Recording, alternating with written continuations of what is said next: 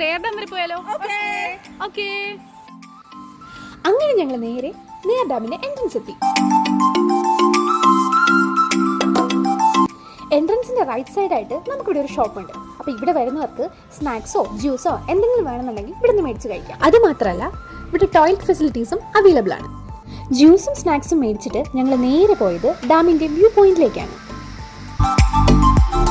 ഇവിടെ എത്തിയപ്പോഴേക്കും നമ്മുടെ ഡാമിന്റെ 4 ഷട്ടേഴ്സും ഓപ്പൺ ആയിരുന്നു. അതുകൊണ്ട് തന്നെ ഞങ്ങൾക്ക് ബ്യൂട്ടിഫുൾ ആയിട്ടുള്ളൊരു വ്യൂ കാണാൻ പറ്റി.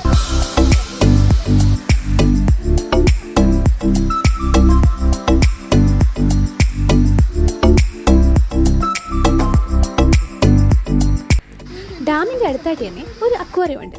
പക്ഷെ ഞങ്ങൾ പോയപ്പോഴേക്കും അത് ഓപ്പൺ അല്ലായിരുന്നു. ഞങ്ങൾക്കിവിടെ ഒരു പുതിയ ഫ്രണ്ടിനെ കിട്ടി.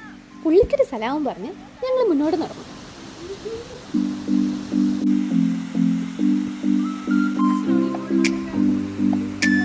നല്ല വെയിലായതുകൊണ്ട് തന്നെ ഞങ്ങൾക്ക് എല്ലാവർക്കും നല്ല ദാഹം. അപ്പം തന്നെ തൊട്ടടുത്ത് കണ്ട ആ ചേച്ചിയുടെ കടയിലോട്ട് അങ്ങ് കയറി. ഇവിടെയാണെങ്കിലോ ഉപ്പിലിട്ട മാങ്ങയും നെല്ലിക്കയും ഒക്കെ ഉണ്ടായിരുന്നു. പിന്നെ കരിക്ക് വേണ്ടവർക്ക് കരിക്കും നല്ല തണുത്ത സംഭാരവും ഉണ്ടായിരുന്നു. ഞങ്ങൾ ചൂസ് ചെയ്തത് നല്ല തണുത്ത സംഭാരമാണ്.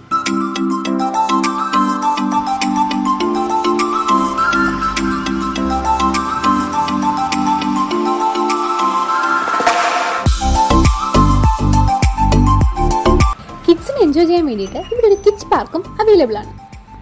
അവിടുത്തെ കാഴ്ചകളും കണ്ട് ഞങ്ങൾ നേരെ പോയത് സ്വിമ്മിംഗ് പൂളിലോട്ടാണ്.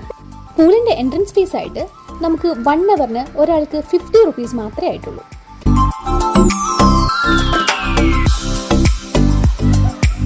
ലേഡീസിനും ജെന്റ്സിനും ഡ്രസ് ചേഞ്ച് ചെയ്യാൻ വേണ്ടിയിട്ട് സെപ്പറേറ്റ് റൂംസും ഇവിടെയുണ്ട്. കുട്ടികൾക്കും മുതിർന്നവർക്കും ഒരുപോലെ എൻജോയ് ചെയ്യാൻ പറ്റിയ പ്ലേസ് ആണ് near dam. So guys, please come and enjoy. By.